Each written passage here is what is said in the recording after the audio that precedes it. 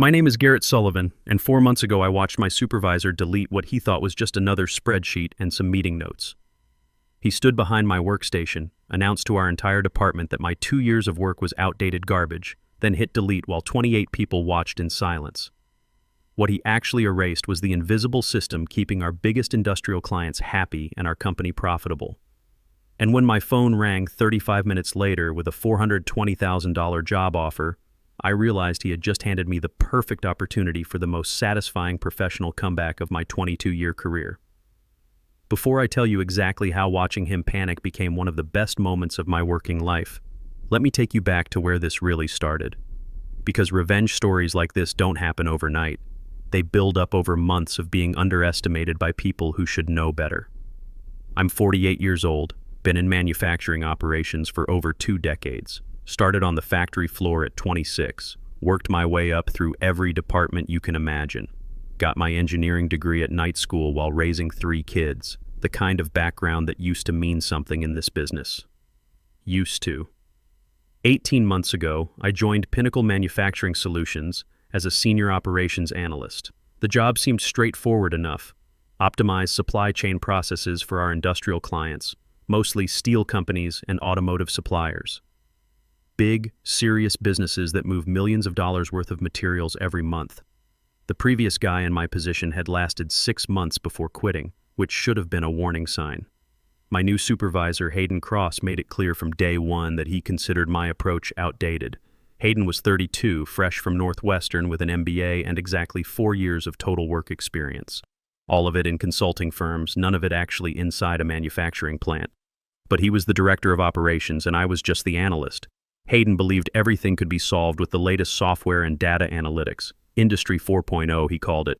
Digital transformation, smart manufacturing. He had all the buzzwords down cold.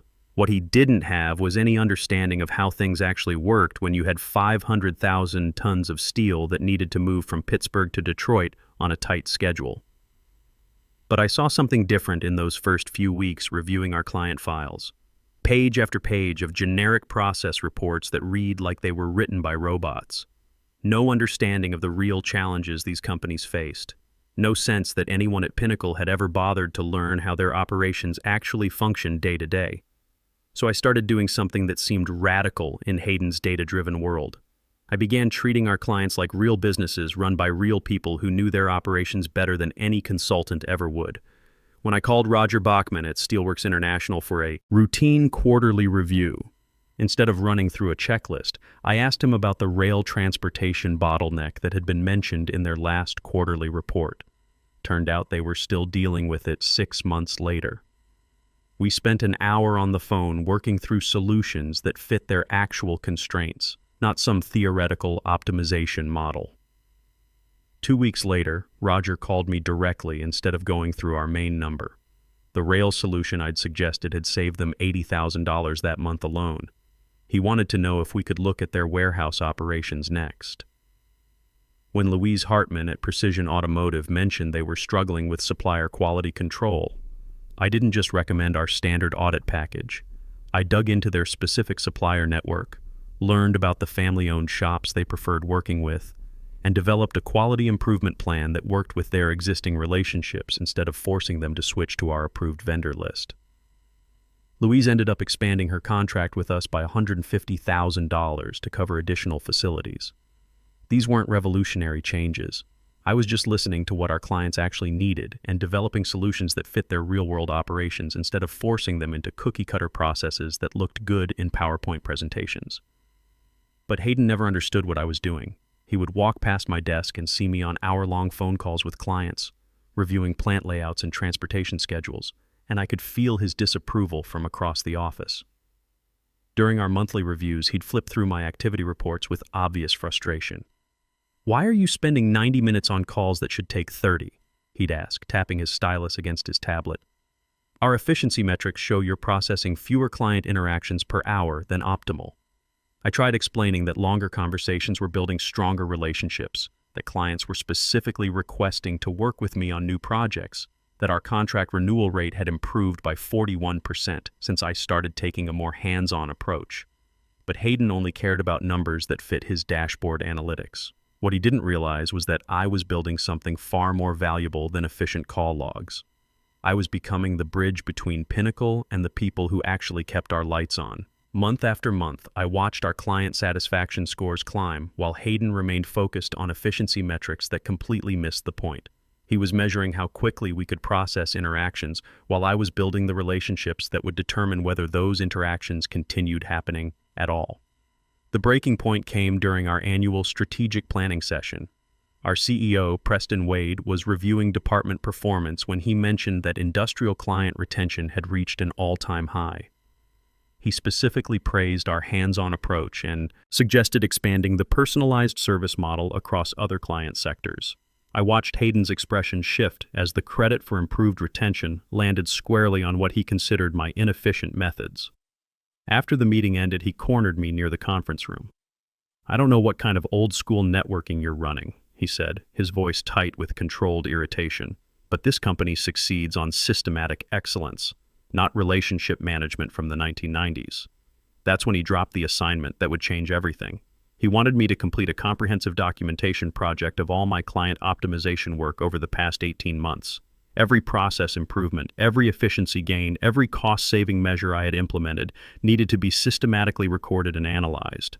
It was clearly intended as punishment, hundreds of hours of bureaucratic busywork that would pull me away from the actual client work that was driving our success.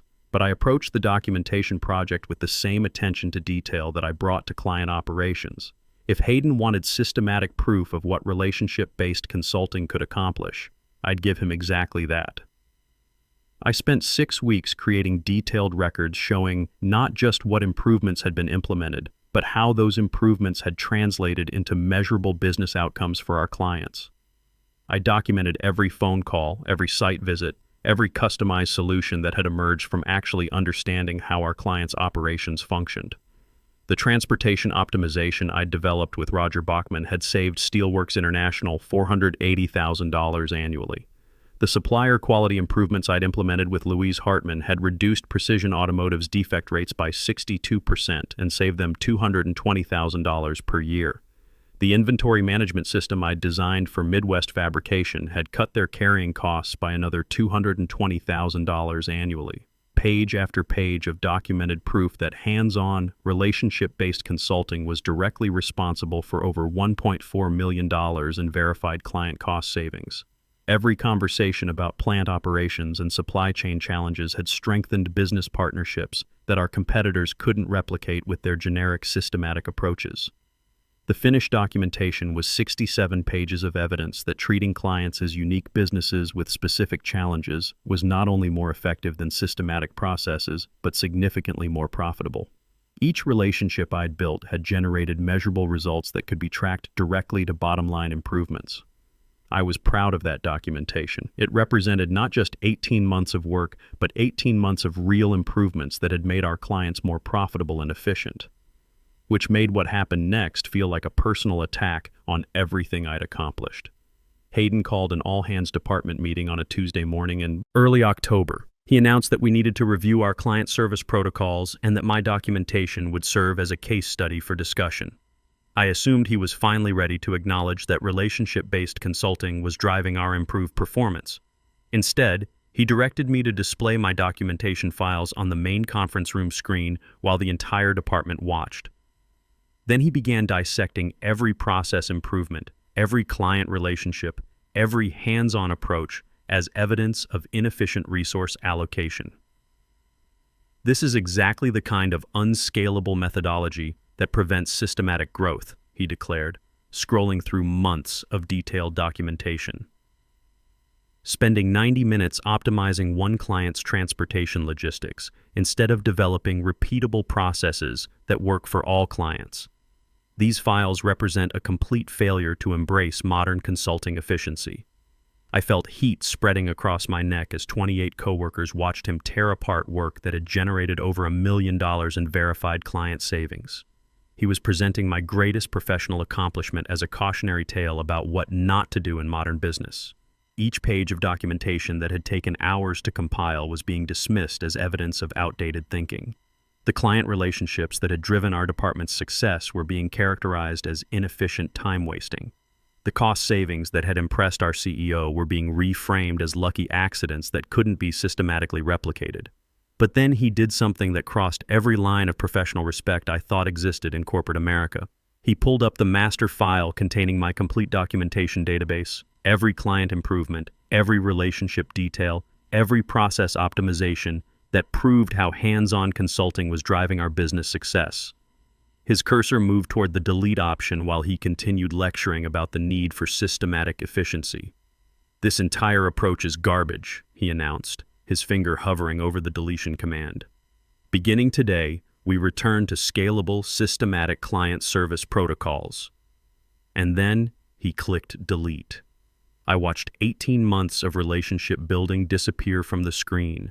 67 pages of documented improvements that had generated over $1.4 million in client value, gone in one vindictive moment designed to humiliate me in front of every person I worked with. The silence in the conference room was absolute. Everyone was processing what had just happened. 28 people had just watched their colleagues' work get destroyed, not because it was ineffective, but because it didn't fit the supervisor's preferred methodology.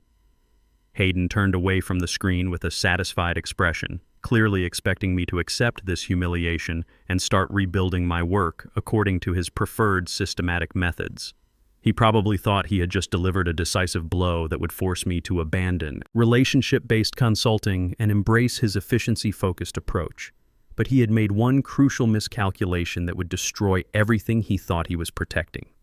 While he was destroying my documentation, he hadn't destroyed the actual relationships I had built with our industrial clients. The trust Roger Bachman had in my understanding of steel transportation logistics, the confidence Louise Hartman had in my supplier quality solutions, the respect I had earned from plant managers and operations directors across the Midwest. Those relationships existed in their experience with real results, not in computer files. And apparently, some of those relationships had been paying more attention to Pinnacle's internal dynamics than anyone realized. My phone started vibrating before Hayden had finished explaining his new systematic protocols. The caller ID showed Apex Industrial Partners, a consulting firm that specialized in manufacturing operations. I stepped out of the conference room to take the call, my hands still shaking from watching my work get deleted in front of everyone. "Garrett," said the voice on the other end, "we've been tracking the industrial client improvements at Pinnacle, and we know exactly who's responsible for that success. We want to talk." The conversation that followed changed everything. Apex Industrial had been monitoring our client retention improvements through industry connections, and they knew exactly which consultant was building the relationships that kept major accounts satisfied. They had been planning to approach me for months, but watching Hayden destroy my documentation had convinced them that timing was perfect. "We're prepared to offer you $420,000 annually to join our team as VP of Operations," they said, "plus equity participation and complete autonomy over client relationship strategies. We believe hands-on consulting is the future of industrial services, and we want you to build that future with us. $420,000.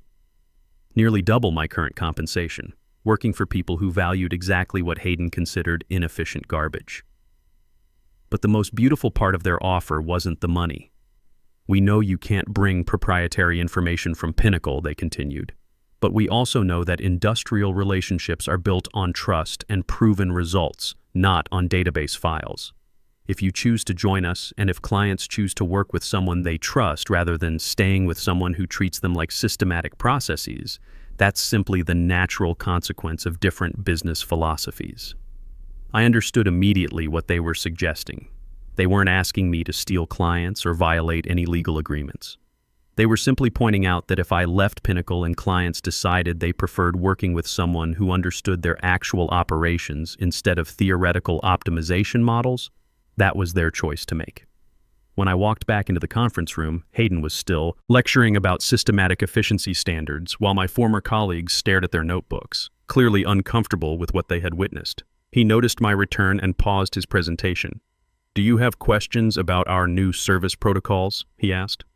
I looked around the room at people I had worked alongside for 18 months, then at the blank screen where my documentation had been displayed before being destroyed, then back at Hayden's expectant expression. "Actually," I said, "I have something to announce. I'm resigning from Pinnacle Manufacturing Solutions effective immediately. I'll be joining Apex Industrial Partners as their VP of Operations. The conference room went completely silent. You could hear the HVAC system humming and someone's pen clicking nervously.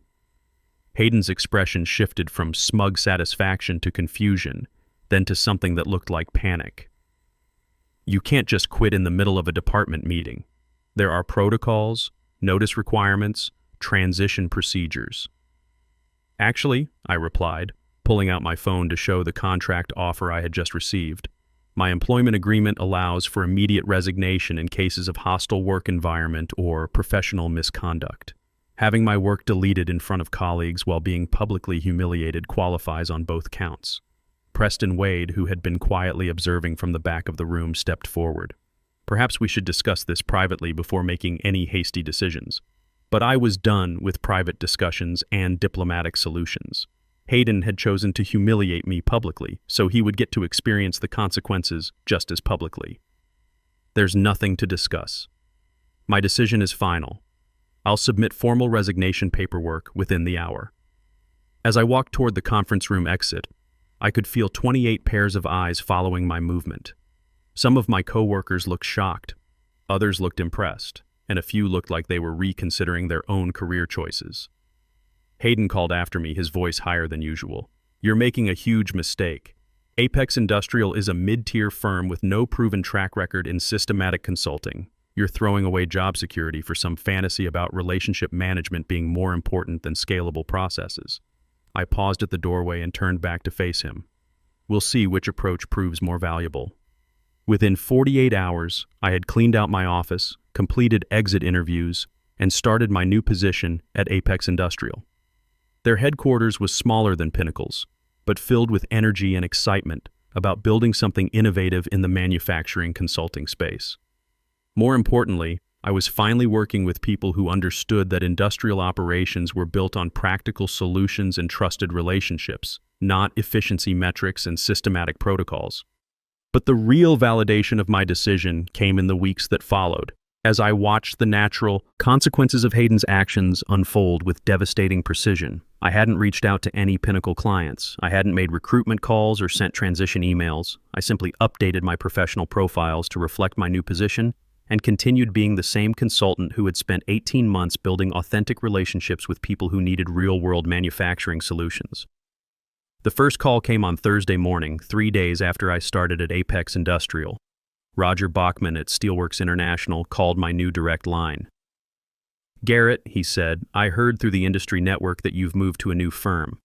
I wanted to congratulate you and ask about Apex's capabilities in steel transportation optimization. We talked for 90 minutes about his upcoming expansion plans, his continuing challenges with rail logistics, and yes, how that transportation solution we developed was still saving them $80,000 monthly. By the end of the conversation, he had scheduled a formal presentation meeting to discuss transitioning Steelworks' consulting contract to Apex Industrial. The second call came that same afternoon. Louise Hartman at Precision Automotive wanted to discuss her upcoming facility expansion with someone who understood her supplier network and quality control challenges. I've been working with consulting firms for 15 years, she told me, and you're the first person who ever made me feel like my operations mattered beyond the invoice amount. If you're offering the same hands-on approach at your new firm, I'm very interested in making a change. By the end of my first week at Apex Industrial, I had received calls from 6 former Pinnacle clients. Not because I had solicited them, but because they preferred working with someone who treated their operations as unique challenges requiring customized solutions rather than systematic processes. Meanwhile, back at Pinnacle Manufacturing, Hayden was starting to realize what he had actually deleted when he destroyed my relationship-building documentation. I heard about his growing panic through mutual connections in the professional community. Apparently, he had tried to reach out to major clients for routine check-ins, only to discover that many of them were no longer interested in continuing their contracts under his new systematic approach. When he called Roger Bachman to schedule Steelworks' quarterly review, Roger politely informed him that they were exploring other consulting options and would not be renewing their annual agreement. When he contacted Louise Hartman about Precision Automotive's expansion project, Louise explained that she had found a consulting partner who better understood her operational requirements. One by one, the clients I had spent 18 months building relationships with were making the choice to work with someone who remembered their specific challenges, their operational constraints, and their individual business philosophies. Hayden had believed that client loyalty was tied to Pinnacle's brand reputation and systematic service quality. He was discovering that client loyalty was actually tied to the personal trust that made operations managers feel understood and supported. The third week after my departure, I received a call that made everything clear about how devastating Hayden's decision had become. Preston Wade contacted me personally to discuss what he called a potential partnership opportunity between our firms. It was obvious from our conversation that Pinnacle was experiencing the worst client retention crisis in company history. Major industrial accounts representing over 70% of their annual revenue were either terminating contracts or declining to renew. Wade wanted to know if Apex Industrial would be interested in acquiring some of Pinnacle's remaining client relationships during what he described as a strategic restructuring process. The company that had considered my relationship-based approach outdated garbage was now hoping to sell their remaining assets to the firm that had been built on exactly the principles Hayden had rejected. During our conversation, Wade mentioned that they were also reevaluating leadership approaches in their operations department. Reading between the lines, it was clear that Hayden's position was no longer secure. "I have to ask," he said toward the end of our call, "what would it take to bring you back to Pinnacle as Director of Operations? We're prepared to offer significant compensation increases and complete autonomy over client relationship strategies." The irony was incredible. 3 weeks after watching my work get deleted in front of my colleagues, I was being recruited back to implement exactly the same approach at a higher salary with complete authority over the department that had rejected my methods. But I had no interest in returning to work for people who had only learned to value relationship-based consulting after losing millions of dollars in revenue. "I appreciate the offer," I told him, "but I'm very happy with my current position." Apex Industrial understood the value of hands-on client relationships from day one, rather than having to learn it through crisis. 6 months after leaving Pinnacle Manufacturing, I was promoted to senior partner at Apex Industrial with equity participation and responsibility for expanding our relationship-based consulting philosophy across multiple manufacturing sectors. The clients who had followed me from Pinnacle became the foundation for our most successful year in company history. Meanwhile, Pinnacle Manufacturing underwent the strategic restructuring that Wade had euphemistically described. They laid off 40% of their staff, sold their main office building, and ultimately merged with a larger firm that valued systematic processes over client relationships. Hayden was not retained during the merger. I learned about his departure through LinkedIn updates and industry network conversations. According to former colleagues, he had spent his final months at Pinnacle trying to rebuild client relationships using the same systematic approach that had caused the crisis in the first place. He apparently never understood that the problem wasn't his technical knowledge or consulting skills. The problem was his fundamental belief that industrial operations could be optimized through generic processes instead of customized solutions. The last update I heard about his situation came from a mutual professional contact who mentioned that he was having difficulty finding comparable positions because his most recent role had ended during a major client retention crisis. Potential employers were understandably concerned about hiring someone whose management approach had contributed to such significant revenue loss. Today, nearly a year after watching my documentation files get deleted in front of 28 colleagues, I'm running the manufacturing consulting division for one of the fastest-growing industrial services firms in the Midwest. Our success is built entirely on the principle that Hayden rejected, that industrial relationships thrive when clients feel understood, supported, and confident that their unique operational challenges are being addressed by people who actually know how manufacturing works. Every day I get to work with plant managers and operations directors who appreciate having their real-world constraints understood, their successful practices respected, and their business challenges addressed with genuine expertise in their specific industries. And every day I'm reminded that the best response to people who undervalue your contributions is simply proving them wrong through continued success elsewhere. Hayden thought he was deleting inefficient documentation when he destroyed my relationship-building work. What he actually deleted was the only thing preventing his professional world from collapsing around him. Sometimes the most satisfying revenge is just letting people experience the natural consequences of their own terrible decisions while you build something better somewhere else.